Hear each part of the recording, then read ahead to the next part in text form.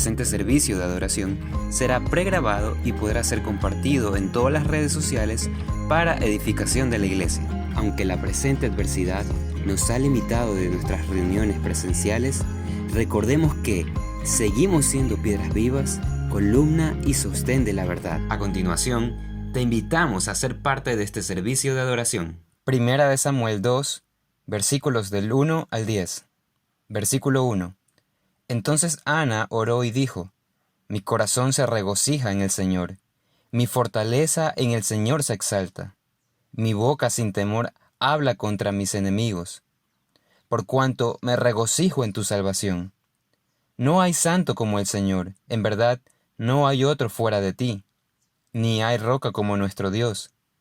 No os jactéis más con tanto orgullo, no salga la arrogancia de vuestra boca, porque el Señor es Dios de sabiduría, y por Él son pesadas las acciones. Quebrados son los arcos de los fuertes, pero los débiles se ciñen de poder. Los que estaban saciados se alquilan por pan, y dejan de tener hambre los que estaban hambrientos. Aún la estéril da a luz a 7, mas la que tiene muchos hijos languidece. El Señor da muerte y da vida, hace bajar al Seol y hace subir. El Señor empobrece y enriquece, humilla y también exalta. Levanta del polvo al pobre, del muladar levanta al necesitado, para hacerlo sentar con los príncipes y heredar un sitio de honor. Pues las columnas de la tierra son del Señor, y sobre ellas ha colocado el mundo. Él guarda los pies de sus santos, mas los malvados son acallados en tinieblas. Pues no por la fuerza ha de prevalecer el hombre. Los que contienden con el Señor serán quebrantados. Él tronará desde los cielos contra ellos. El Señor juzgará los confines de la tierra. A su rey dará fortaleza, y ensalzará el poder de su ungido.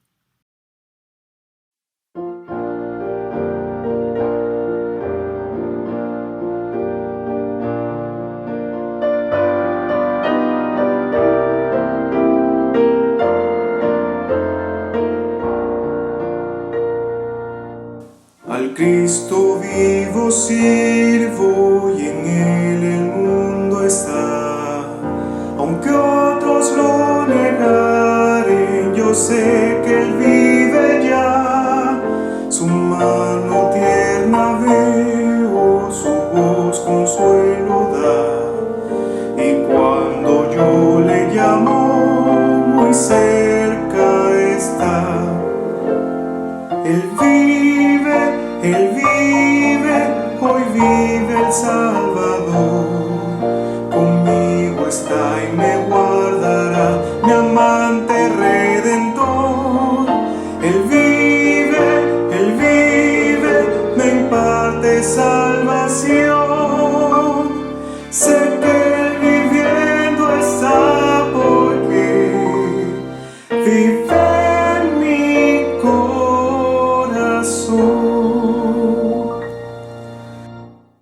En todo el mundo entero contemplo yo su amor, y al sentirme triste consuéleme el Señor. Seguro estoy que Cristo mi vida guiando está, y que otra vez al mundo regresará. Él vive, hoy vive el Salvador. Conmigo está y me guardará, mi amante redentor. Él vive, me imparte salvación. Sé que Él viviendo está porque vive en mi corazón.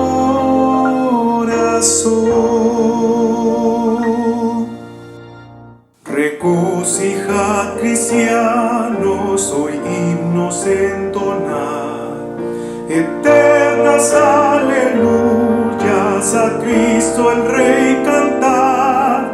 Ayuda y esperanza este mundo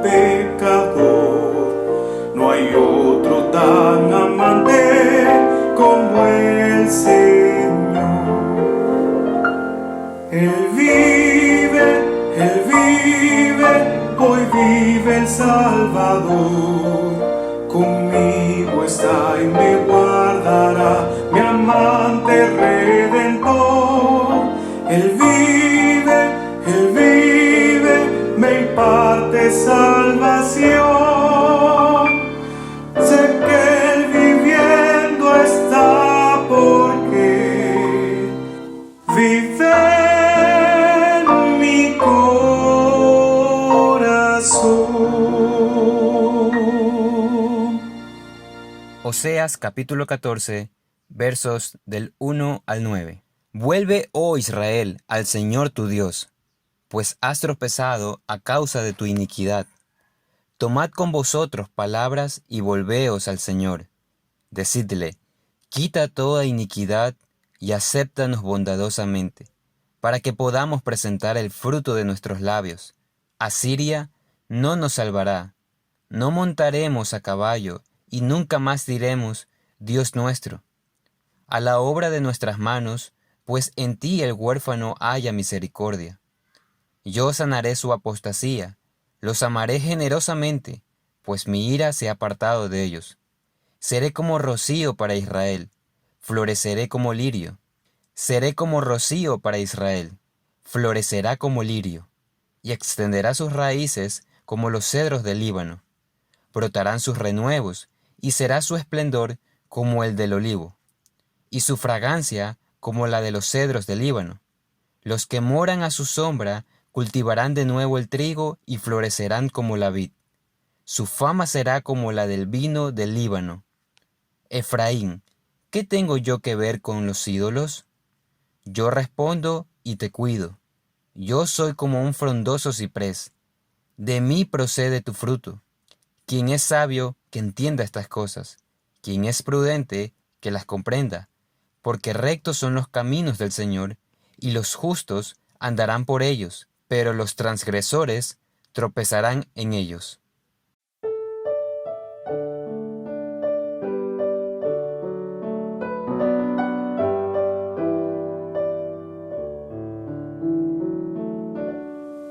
Ante el trono celestial, Él intercede hoy por mí. Gran sacerdote es Jesús, quien por siempre vivirá. Y en sus manos, por su amor, mi nombre ya grabado está. Y mientras en su trono esté, nadie de él me apartará, nadie de él me apartará.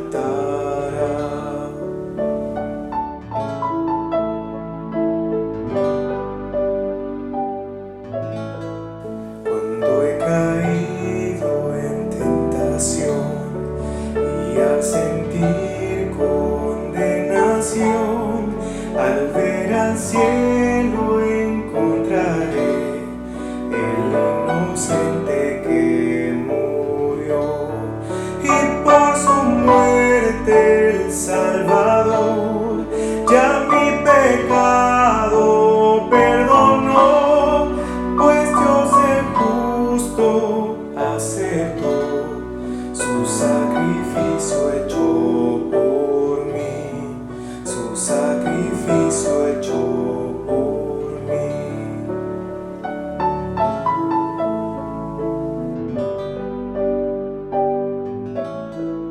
Y aquí el Cordero Redentor, quien al morir resucitó, el inmutable gran yo soy, el Rey de gloria y majestad. Unido a él no moriré, pues con su sangre me compró. Mi vida escondida está en Cristo Dios mi Salvador, en Cristo Dios mi Salvador. Unido a él no moriré, pues con su sangre me compró. Mi vida escondida está en Cristo Dios mi Salvador, en Cristo Dios mi Salvador.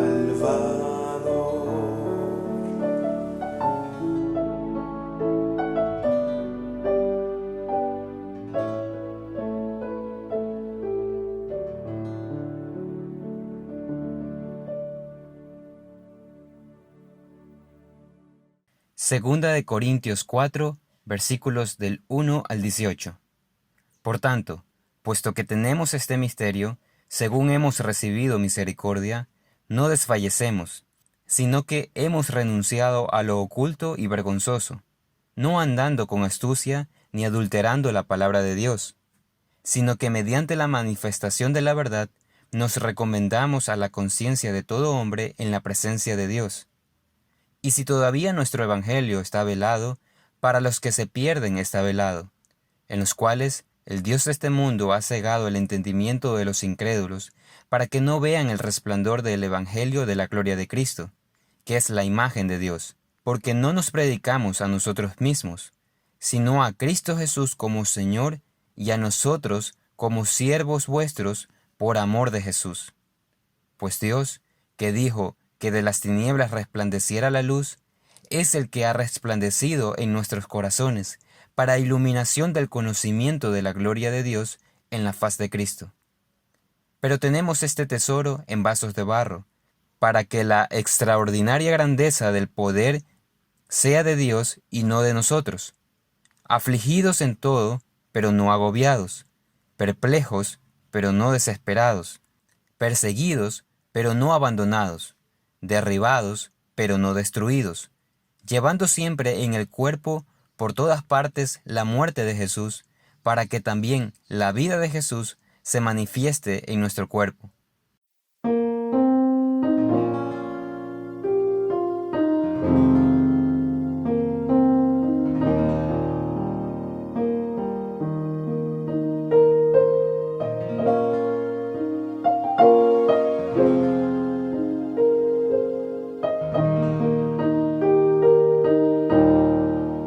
Solo en Jesús espero yo, Él es mi luz, fuerza y canción, el fundamento de mi fe, firme en sequía y tempestad.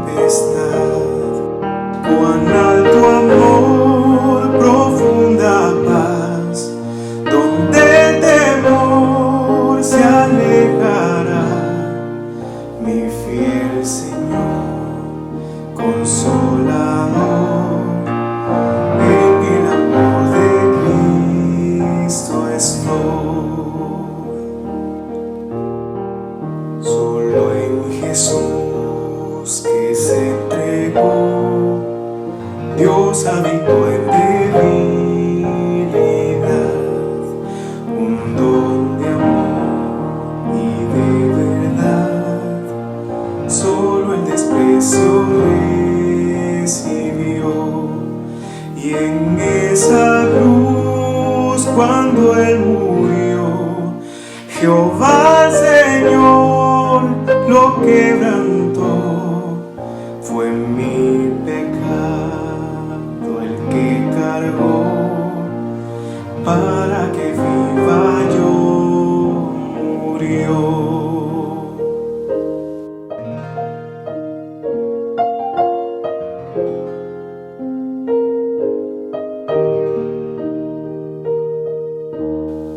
Su cuerpo sepultado fue, luz del mundo en oscuridad.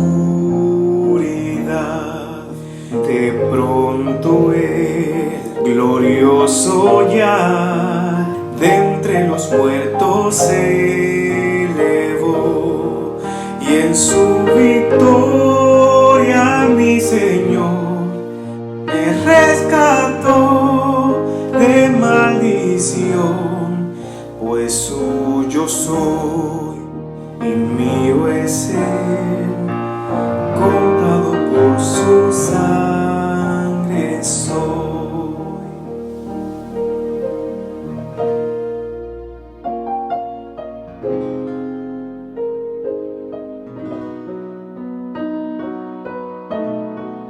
Libre de culpa y temor, por el poder de Cristo en mí, desde nacer hasta morir, Cristo dirige mi existencia. resistir. Nadie podrá, ni Satanás, arrebatarme del Señor, y hasta que venga o muera yo, firme en Jesús yo estaré. Nadie podrá, ni Satanás, arrebatarme del Señor, y hasta que Él venga o muera yo, firme en Jesús yo estaré.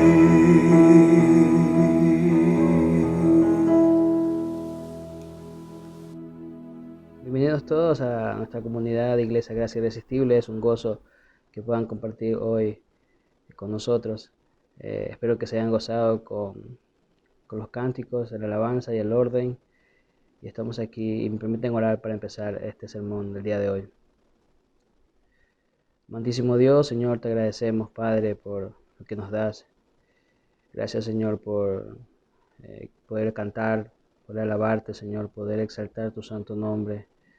Gracias, Señor, porque podemos también leer tu palabra y podemos practicar a pesar que no estamos unidos corporativamente, físicamente, Señor, pero sí por estos medios podemos glorificar tu santo nombre, Señor, que tu palabra hoy pueda hablar a nuestras vidas, animar a nuestras almas. Señor, gracias porque tu santa y bendita palabra siempre ha estado como guía de nuestras vidas, Señor. Gracias por Cristo. Gracias, Padre, encomendamos este mensaje y en nombre de tu bendito Señor Jesucristo. Amén. En los años 80, el gobierno de los Estados Unidos facilitó a la población civil el sistema de posicionamiento global conocido como GPS. Realmente este GPS cómo facilitó nuestra vida en los últimos años. Simplemente ahora nos dan una dirección y podemos llegar ahí a nuestro destino en cuestión de minutos o tiempo sin perdernos. Y muchas veces también podemos tomar qué maneras podemos llegar al destino y en qué tiempo llegar por medio de este GPS. Y en algunas partes, a pesar de que es un sistema muy avanzado que históricamente se usó con motivos militares, muchas veces en algunas partes del mundo este GPS falla. Y cuando falla, yo creo que nos ha pasado a alguno de nosotros, realmente nos puede llevar por otro camino, desviarnos de la dirección final, incluso alargar el tiempo de nuestra llegada. Bueno, y realmente eso cuesta, recuperar el tiempo perdido cuesta. Bueno, eso fue lo mismo que le sucedió al pueblo de Israel.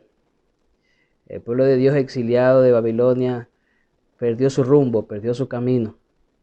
Y podemos tener unas preguntas acerca de eso. ¿Qué fue lo que le sucedió al pueblo de Dios para perder el camino de la voluntad de Dios? ¿Y en qué momento se desviaron del buen camino trazado por Dios? ¿O cómo este relato bíblico que encontramos en el libro de Ageo nos enseña hoy a considerar bien nuestros caminos delante de Dios? Ese es nuestro tema de hoy. Y Ageo, el profeta de Dios, llega en el momento cuando el pueblo de Dios exiliado había parado la obra de la reconstrucción. Realmente el pueblo había hecho un stop a la obra del Señor que había sido anunciada mucho antes y lo hizo por cerca de 15 años. Y la voz del profeta Ageo en ese momento llega representando la voluntad de Dios, luego de más de 80 años de exilio. 80 años de silencio. El silencio de parte de Dios no era evidente ya en el pueblo del Señor. Y llega un día donde todo el pueblo exiliado, que ya estaba en Jerusalén, tenía varios meses y varios años, y se encuentra celebrando su servicio a Dios. Y en su primer capítulo del profeta Ageo es donde hallamos la primera profecía. El profeta en los primeros versículos llega con un mensaje confrontador y lleno de reprensión de parte de Dios, pero a la vez alentador. No podemos olvidar el contexto histórico del libro de Ageo antes de entrar al mensaje. Y es que en ese momento el pueblo de Dios había regresado de Babilonia a su natal Jerusalén. Realmente lo que había vivido Israel hasta ese tiempo era un exilio que había marcado la espiritualidad del pueblo de Dios. Y regresar a Jerusalén realmente fue un logro enorme para muchos. Haber regresado providencialmente y soberanamente con el cuidado de la mano de Dios. Ellos llegan y la primera misión que es encomendada por el pueblo del Señor que venía de Babilonia era que construyeran nuevamente el templo de Jerusalén. Luego de que el mismo templo fue destruido por el rey Nabucodonosor, ellos fueron llevados a Babilonia por consecuencias de su pecado. Y luego de la derrota del imperio babilónico aparece la promesa de Dios, que es la que conocemos en el libro de Jeremías. Su destierro, o sea, el momento que ellos fueron llevados a Babilonia fue acerca del año 605 a.C. Y esto realmente iba a terminar este exilio soberanamente con una enorme misión, era de volver y reconstruir la espiritualidad del pueblo del Señor. Y eso demandaba que al llegar a Jerusalén, enviado providencialmente por el Señor y usando reyes en ese tiempo, el rey Ciro, era de que ellos comiencen de manera muy pronta la construcción del nuevo templo. Y esta llegada a Jerusalén ocurre cerca del año 536 al 530 a.C. Pero en ese momento, cuando ellos llegan y comienzan la edificación del templo, esta edificación es estorbada por los enemigos del pueblo de Dios. Y la obra que para por cerca de 15 años hace que el pueblo se vuelva nuevamente irresponsable. Y sin ningún interés de edificar el templo, pues escogieron lo más sencillo. Y logrando que su espiritualidad día a día fuera alejándose del Señor. Por eso quiero que me acompañen al libro de Ageo, en el capítulo 1, versículo 3 al 6, donde vamos a considerar nuestro mensaje el día de hoy.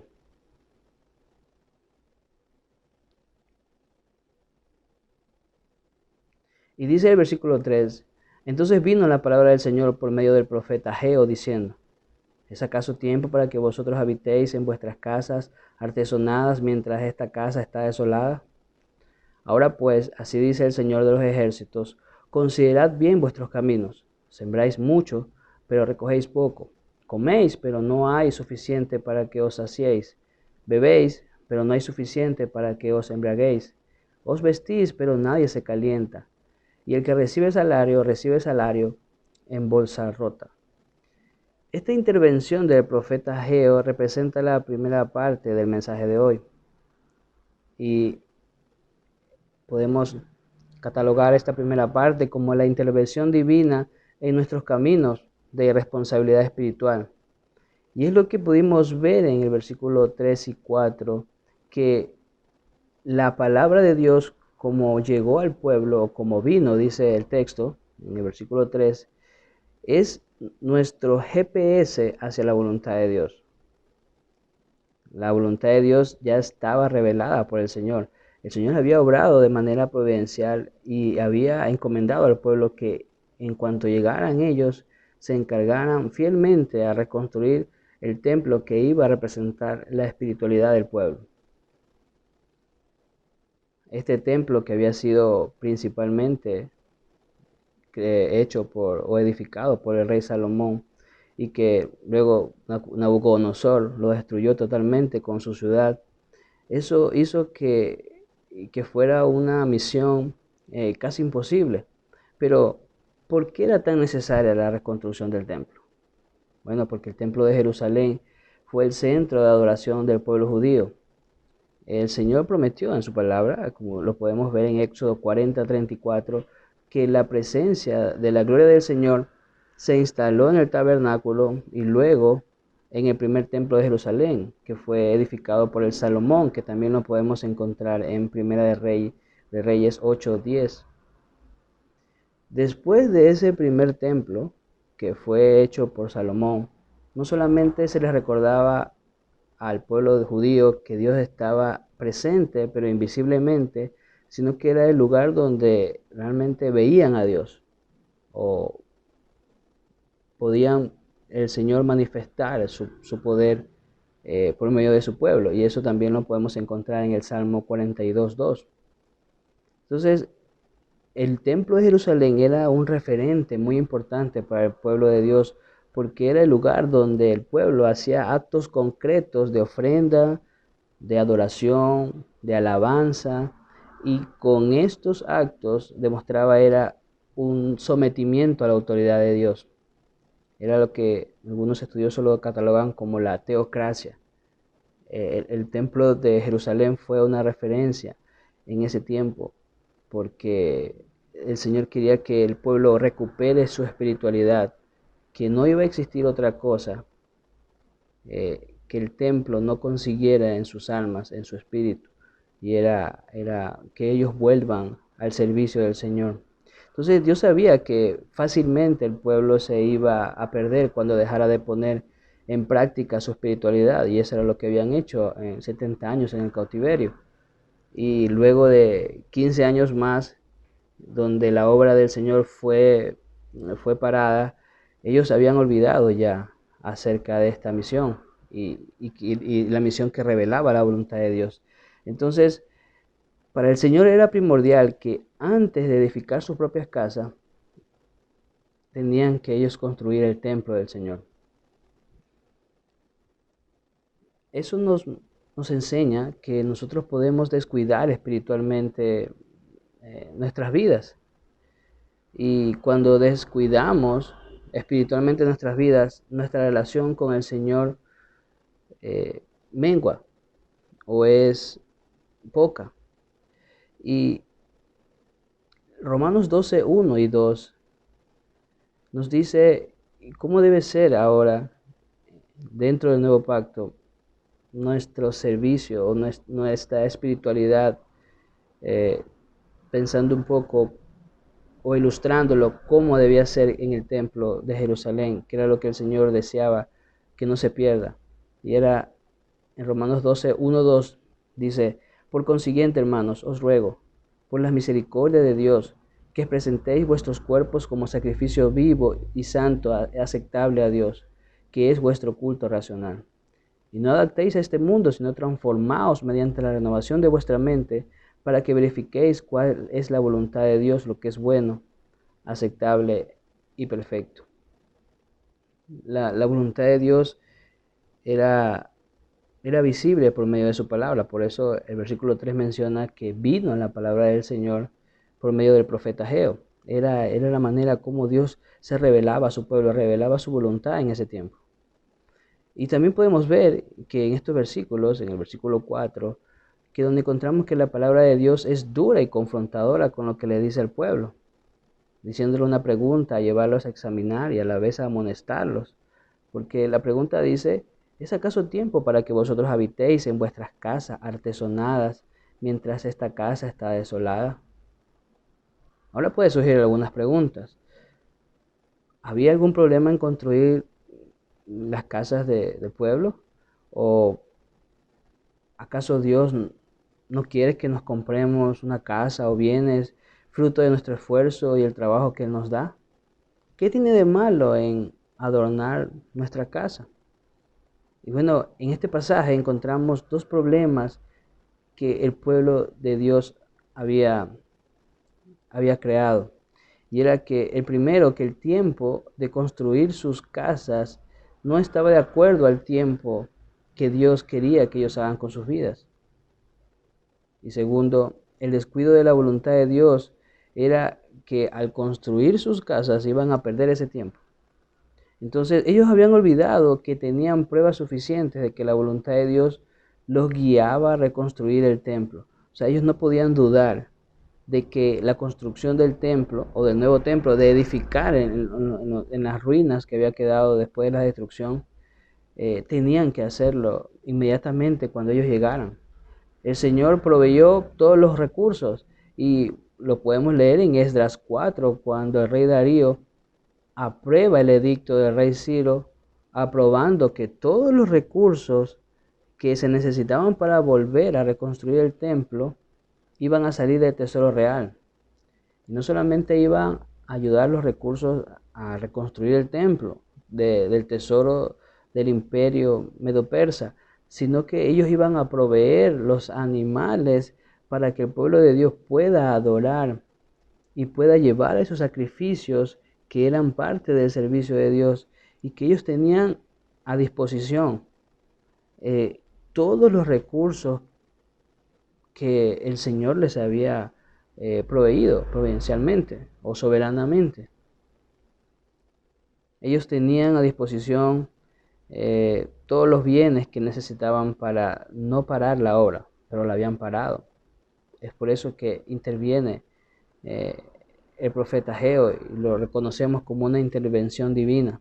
Entonces ellos tenían a disposición todos los recursos y decidieron posponer la obra por 15 años y adorar con lo que podían y como podían, haciéndolo lejos de lo que el Señor había enseñado en el libro de la ley por medio del profeta Moisés. Entonces, cuando ellos llegaron a Jerusalén, hicieron lo mínimo para reconstruir el templo. Levantaron unas columnas, eso lo encontramos en el libro de Esdras. Limpiaron el altar, el altar había quedado casi intacto luego de la destrucción, y comenzaron a rendir culto, pero realmente ellos no estaban siendo responsables con la espiritualidad del pueblo. Ellos habían desperdiciado mucho tiempo, pues lo habían ocupado en construir sus casas. Y lo particular de construir sus casas, que como mencionaba o hacía las preguntas, no tiene nada de malo en que puede alguien construir una casa y que el pueblo de Dios, ese no era el enojo de Dios, pero la palabra que encontramos en el versículo 4 que dice artesonadas, está hablando de que eran unas casas llenas de lujo y que aparte de que eran casas lujosas y dejaban la casa desolada de Dios y no se preocuparon por construir la casa de Dios, lo hicieron, construyeron sus casas llenas de lujo con los recursos de Dios. Particularmente en el libro de Jeremías 22, del 14 al 15, encontramos las características de la estructura de las casas de los judíos en ese tiempo. Eran casas que solamente las personas que tenían mucho dinero podían utilizar el cedro del Líbano que era usado o que fue usado por el rey Salomón en la construcción del techo del templo de Jerusalén. Ese mismo cedro es el cedro que encontramos que naciones vecinas proveen al pueblo de exiliado que para reconstruir el templo. Y eso está en Esdras 3:7. Es al momento de llegar a Jerusalén, comienzan ellos a sacrificar animales, a adorar con lo que tenían, con un templo destruido, pero sin techo, y lo que había prometido el rey Darío de proveer por medio del tesoro real todos los recursos para reconstruir, ellos habían usado ese recurso, en particular el cedro, que era un árbol muy famoso y muy gigante y también muy, muy lujoso y muy caro, su madera era muy cara. Ellos usan ese cedro para construir sus casas. Y esa palabra artesonadas es que significa estar provisto o de una cubierta o estar cubierto, y está hablando de los techos, o sea, las casas que los judíos habían hecho, olvidándose de la casa del Señor, eran casas muy lujosas, con techos muy vistosos, muy majestuosos. Esto es igual a nuestra inclinación al pecado siempre. lo que el pueblo judío hizo era lo más fácil, inclinarse a su pecado al llegar a Jerusalén. Ellos, conociendo la voluntad de Dios, y el pueblo sabía que lo que tenía que hacer, tenía los medios y los recursos, decidió perder el tiempo. Y en lo que creyó que era importante para el pueblo, en lo que ellos creyeron que era importante para ellos, realmente fueron sorprendidos por la reprensión del Señor, amonestados con esta pregunta. De igual manera, nosotros necesitamos una reprensión de Dios cuando perdemos el tiempo, cuando desperdiciamos el tiempo que Dios nos ha dado para hacer su voluntad y lo desperdiciamos en arreglar nuestras vidas efímeras y materiales y no permanecer en la voluntad de Dios. Como preguntas para meditar podríamos llegar a hacernos es que ¿es acaso tiempo primero que nos preocupemos en nuestras vidas materiales y dejar desolada nuestra alma, nuestro cuerpo que es templo del Espíritu Santo? Bueno, podemos llegar a esa condición en que olvidemos lo más preciado que Dios nos ha dado, nuestro cuerpo, y siendo morada del Espíritu Santo, y que nos encarguemos de gastar el tiempo que Dios nos ha dado para dedicarlo a una vida efímera y material. Y era lo que el pueblo del Señor estaba haciendo en ese momento.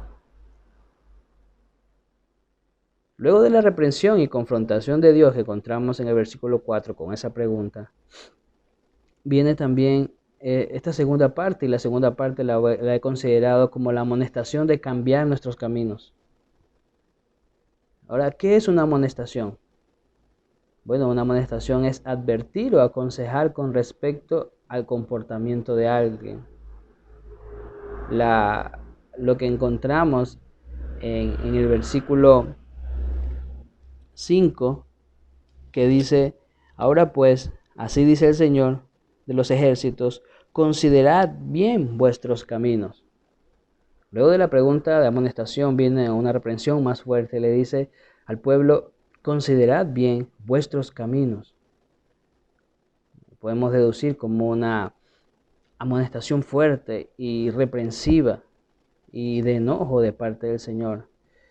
Y quizá para nosotros no sea tan fuerte porque podemos leerla y poder pasar por encima, pero quiero aclarar un poco que el término Señor de los ejércitos en otras versiones, que también lo menciona como Jehová de los ejércitos, es la palabra Señor, viene de las consonantes de la palabra Yahvé, que es el nombre personal de Dios.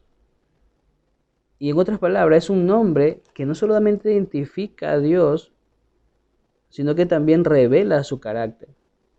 Porque la palabra Señor es aquel que se ha revelado a sí mismo por medio de su carácter, que son sus cualidades, sus atributos y sus obras que se manifiestan a través de ese nombre. Entonces, era el nombre personal del Dios de Israel. Los judíos no podían ni siquiera nombrar ese nombre porque para ellos era muy sagrado. Y es la amonestación fuerte que llega: así dice el Señor de los ejércitos, considerad bien vuestros caminos. Nosotros sabemos como creyentes ahora en el Nuevo Pacto que la mayor autorrevelación del Señor en ese nombre, que es sobre todo nombre, es nuestro Señor Jesucristo. Y luego de este tiempo, de esta amonestación fuerte que hizo el Señor, el pueblo temió, tomó otra actitud. Y en unos pasajes más adelante vemos que esta amonestación demandó una respuesta.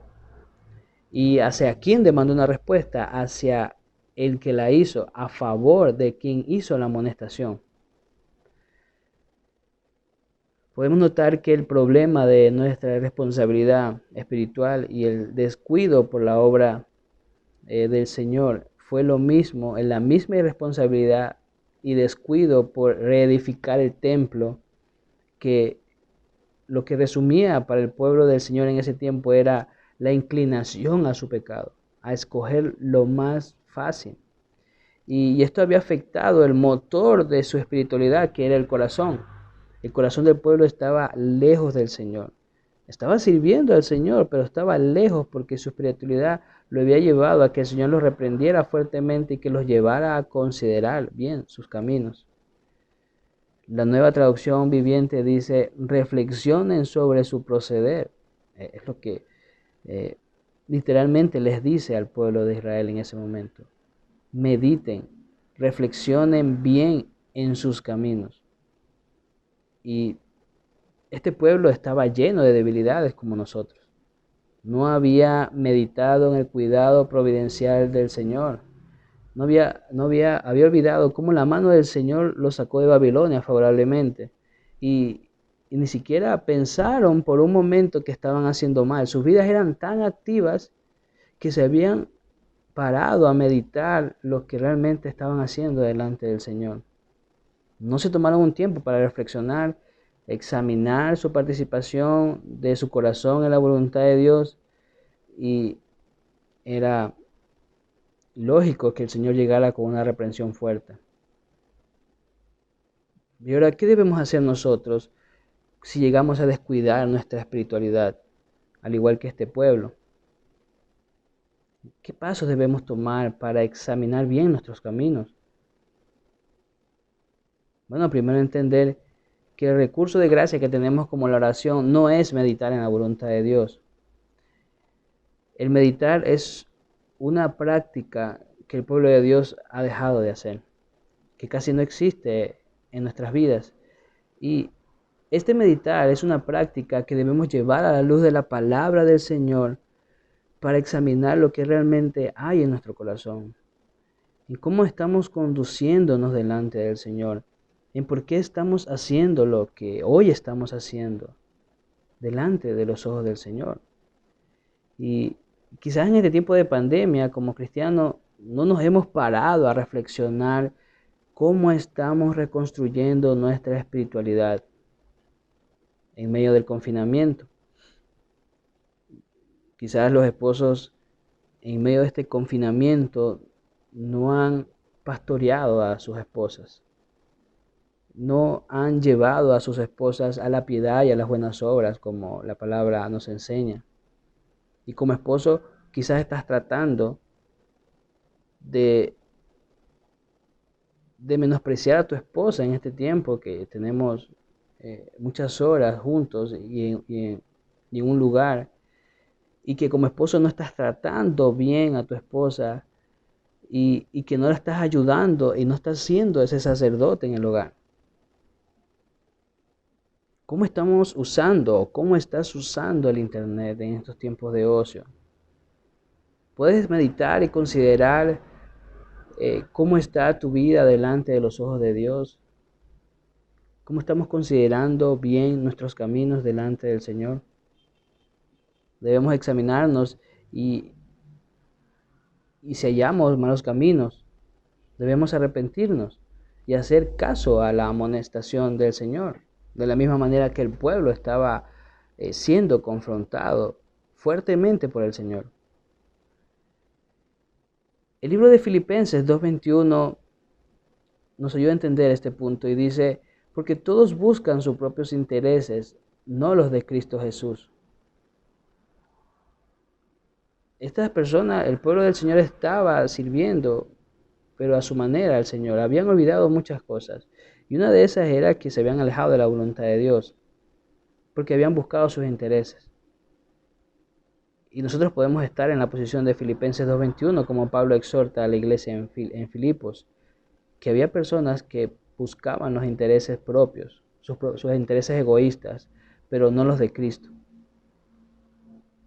Y en este tercer punto, vemos también en el verso 6 que cambiando nuestros caminos, tendremos caminos llenos de satisfacción espiritual. Y leamos el versículo 6.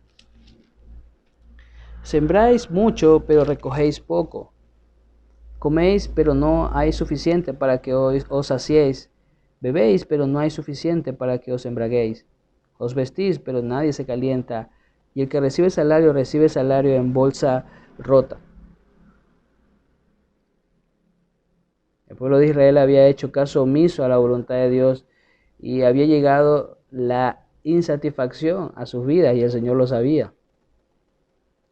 el Señor les llama la atención acerca, en este versículo 6, de 5 necesidades básicas que el pueblo tenía. Y luego de nombrar estas necesidades básicas, les muestra que ellos tenían una insatisfacción. ¿Y por qué era esa insatisfacción? A causa de ignorar la reflexión de sus caminos. Ellos no habían parado a meditar, ellos actuaban, vivían, se levantaban, adornaban sus casas, olvidándose de la voluntad de Dios, y no paraban sus caminos para meditar qué realmente lo que estaban haciendo en sus vidas. Y esta insatisfacción realmente llega a sus vidas y llega como en las necesidades más básicas del pueblo. Ellos están desilusionados, pero nuevamente vemos como ese pueblo tiene un gran Dios misericordioso que no cierra el cielo para ellos. Porque a pesar que ellos estaban siendo insatisfechos con lo que tenían, el Señor seguía proveyendo lo necesario. Lo que pasaba que por su conducta y por sus malos caminos, ellos eran insatisfechos espiritualmente, no tenían ese gozo, porque estaban obrando mal. ¿Cuáles fueron los resultados? Como vemos en el versículo 6, en el área de las siembras, en las cosechas, la gente estaba desanimada porque más invertía en siembra y menos cosechaba. En cuanto a la comida, el pueblo no estaba satisfecho. Tenía comida, el Señor no había cerrado el cielo para ellos, pero no estaban satisfechos, no se saciaban. Era lo mismo con lo que bebían. Tampoco en lo que estaba en cuanto relacionado a la ropa. No podían ellos vestirse o calentarse. Y sencillamente lo que tenían no les satisfacía. El pueblo realmente estaba en una situación crítica. Teniendo casas lujosas, realmente el Señor no estaba prosperando, no estaba bendiciendo sus vidas en sus necesidades más básicas. Los sueldos que ganaban, la gente trabajaba y los sueldos que ganaban realmente no llenaban sus necesidades económicas. Entonces no cabe duda que la situación era difícil y el sufrimiento era agudo. Pero, ¿qué les hacía falta entender a ellos? No habían abierto los ojos, no habían meditado sus caminos y realmente ellos no habían visto lo que detrás de sus vidas era presentarse la mano disciplinadora de Dios para sus vidas. A causa de sus malos caminos, Dios no los abandona completamente, ni los destruye, sino que los disciplina.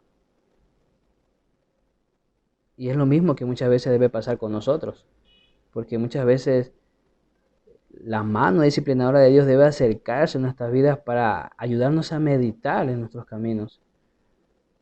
Pero cuando hacemos caso omiso a esa amonestación o a esa disciplina, realmente la insatisfacción es la paga. ¿Qué podemos hacer para hallar la satisfacción en nuestra espiritualidad luego de arrepentirnos? Bueno, confiar nuestras vidas en la palabra del Señor. Estas personas tenían bienes, pero ellos habían olvidado que por medio de su dinero podían bendecir, en este caso al templo, y llevar sus sacrificios propios. Y ellos decidieron gastarlo en otras cosas que no los llevó a una satisfacción espiritual y no dejar de, en este caso, de ayudar a los más necesitados. El versículo no menciona que ellos están preocupados por los más necesitados, están preocupados por ellos mismos. El versículo muestra que ellos no están preocupados por ofrendar, están preocupados por ellos mismos. Pero vemos cuando nosotros actuamos de esa manera, cuando nosotros no le damos lo que Dios nos demanda de nosotros mismos, lo que nos da de gracia, encontramos una satisfacción. Creemos y trabajamos y nos esforzamos y dedicamos tiempo a nuestras vidas y perdemos tiempo y no dedicamos a la obra del Señor y el resultado es esa insatisfacción. Pero gracias al Señor que nos deja el consuelo para que en esa satisfacción podamos arrepentirnos, considerar nuestros caminos y aferrarnos a la palabra. Por eso quiero que me acompañen al Salmo 119, 25, 32, donde vamos a hallar la respuesta en cómo debemos hallar la satisfacción en nuestra espiritualidad luego de arrepentirnos, porque es necesario arrepentirnos. Postrada está mi alma, versículo 25, en el polvo. Vivifícame conforme a tu palabra. De mis caminos te conté y tú me has respondido, enséñame tus estatutos. Hazme entender el camino de tus preceptos y meditaré en tus maravillas. De tristeza llora mi alma, fortaléceme conforme a tu palabra. Quita de mí el camino de mentira y en tu bondad concédeme tu ley. He escogido el camino de la verdad, he puesto tus ordenanzas delante de mí. Me apego a tus testimonios, Señor, no me avergüences. Por el camino de tus mandamientos correré, porque tú ensancharás mi corazón. Aquí en estos pasajes encontramos la respuesta a encontrar esa satisfacción espiritual en los caminos del Señor, apegados a sus estatutos y a sus mandamientos. Y el salmista dice en el 31, me apego a tus testimonios, Señor, no me avergüences.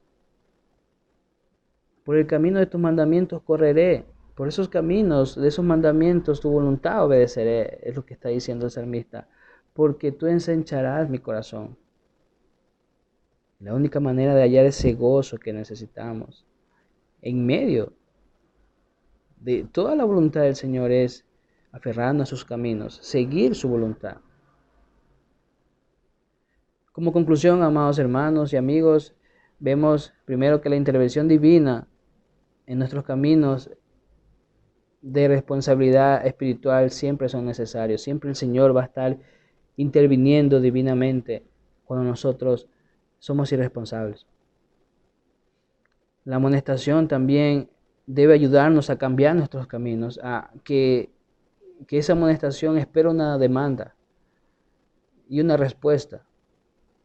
Está la amonestación frente de nosotros, debemos responder con un cambio en nuestros caminos. Y también que cambiando esos caminos, si cambiamos esos caminos, o sea, si cambiamos y recibimos la amonestación del Señor y nos arrepentimos, tendremos caminos llenos de satisfacción espiritual. La palabra del Señor dice que la iglesia es el verdadero significado y propósito del templo. Y ese cumplimiento del templo se cumple en Jesucristo. Nosotros no tenemos un templo físico como el templo de Jerusalén para encontrar la gloria del Señor, pero lo encontramos en el Señor Jesucristo.